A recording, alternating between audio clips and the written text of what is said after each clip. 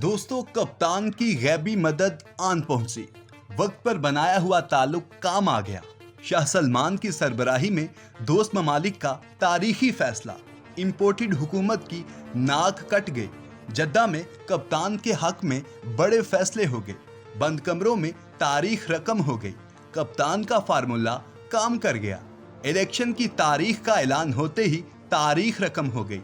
खान की गिरफ्तारी ने इंपोर्टेड के छक्के छुड़ा दिए। खान को मिलने वाली गारंटी ने अपना काम मुकम्मल कर दिया।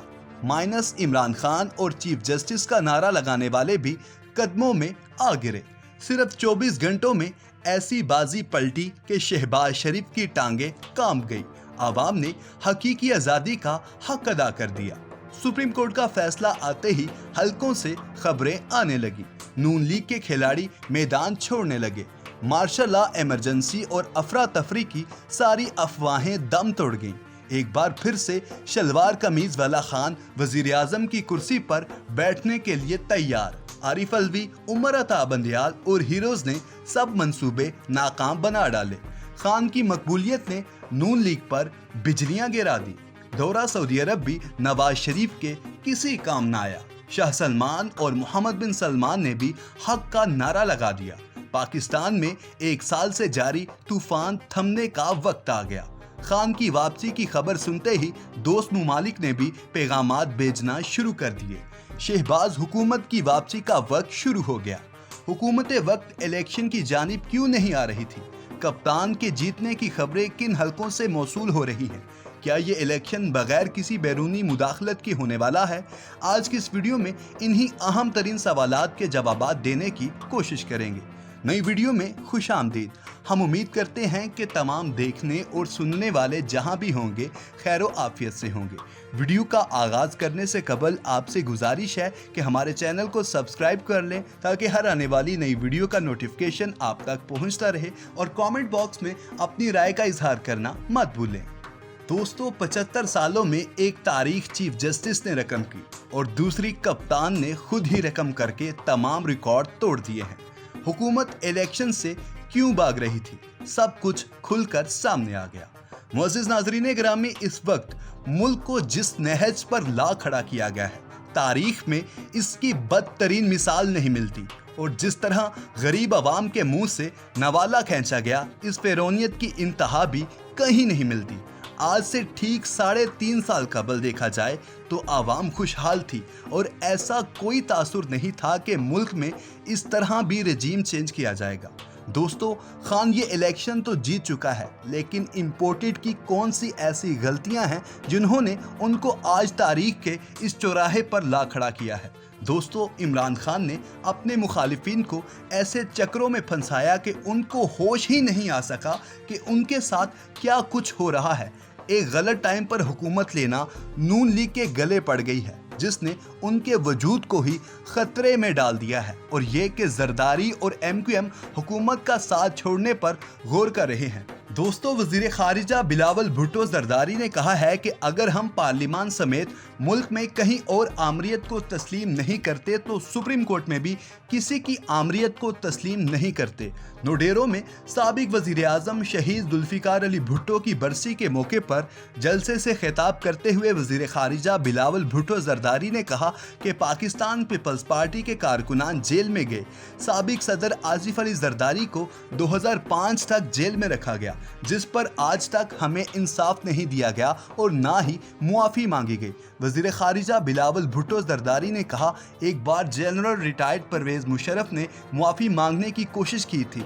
उसने एक दफ़ा गलती तस्लीम करने की कोशिश की थी कि शहीद बेनज़ीर भुट्टो के खिलाफ झूठे मुकदमात बनाए थे, और उसने यहाँ तक कहा, जब मैंने आसिफ अली जरदारी की फ़ाइल निकाली तो फिर पता चला कि कौन से बेकार मुकदमात में ये आदमी 11 बरस जेल में रहा। उन्होंने कहा कि परवेज़ मुशर्रफ ने मुआफ़ी तो मांगी, लेकिन साबिक चीफ जस्टिस इफ्तिखार चौधरी ने वो मुआफ़ी उड़ा दी। फिर पूरे मुल्क में NRO का शोर मचना शुरू हो गया। इस तरह इफ्तिखार चौधरी ने अदलिया के लिए तारीख कायम की कि पाकिस्तानी अदलिया को फौजी हुकूमत पर एतराज़ है, मगर उनकी एक हद है कि एक फौजी हुकूमत को बर्दाश्त करेंगे, दूसरे को नहीं।